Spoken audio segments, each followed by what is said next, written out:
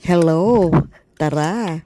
Samahan niyo naman ako na magluto naman tayo ngayon ng tortang talong, 'di ba? At ako ay merong medium size lang naman na talong. And then syempre, pinakuluan muna natin yung talong at habang ating pinalalamig yung talong ay prepare na natin itong ating ilalagay, 'di ba, sa pagpiprito natin sa talong. So meron tayong 6 na pirasong itlog.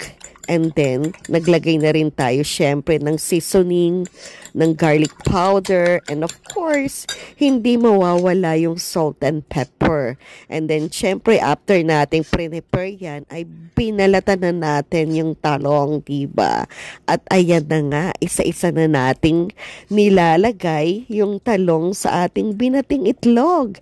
And of course, nagpainit na rin tayo ng mantika sa kawali. And then, ang tandaan ha, yung ating apoy o yung ating electric yan ay nasa medium heat lang kasi baka mamaya biglang masunog yung tortang niluluto natin agad, diba? Kaya ayan, 3 piraso lang ng talong ang kasya sa ating kawali. Kaya naman po, nagdagdag na rin tayo sa ibabaw ng mga talong ng binating itlog, diba? Nang sagay naman ay mabalutan ito ng itlog na siyang nagpapasarap at nagbibigay lasa dito sa ating torta, diba?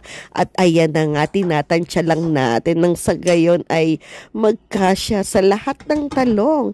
And then of course, takpan na rin natin ito, diba? And then mga ilang minuto lang, baliktarin na natin at baka naman kasi masunog, diba? Medyo struggle pa nga ang lola nyo sa pagbaliktad nitong ating tortang talong. Kaya kita mo, ayan o, talagang inuunti-unti dahil syempre ayoko naman na madurog, diba? Dahil sobrang lambot na ng talong eh. Kaya ayan, kumbaga nakita ko na yung technique, nakuha ko na yung technique ng pagbaliktad, diba? And then takpan na lang uli natin nang sa gayon ay maluto na yung kabilang side. So syempre, after nga yan, ayan, naglagay tayo sa plato ng tissue or paper towel nang sa gayon ay maabsorb ng paper towel, diba? Yung oil nung ating tortang talong. And then same procedure pa rin ang gagawin natin sa ating susunod na batch ng talong. So lagay lang, hindi na ako nagdagdag talaga ng mantika, di ba? Kumbaga sa pinagkasya ko na yung mantika para sa ating tortang talong sa lahat, di ba? At ayan, same procedure nga katulad ng binanggit ko, dagdag lang din ng mga ng binati nating itlog, di ba? At ayan, takip na lang uli.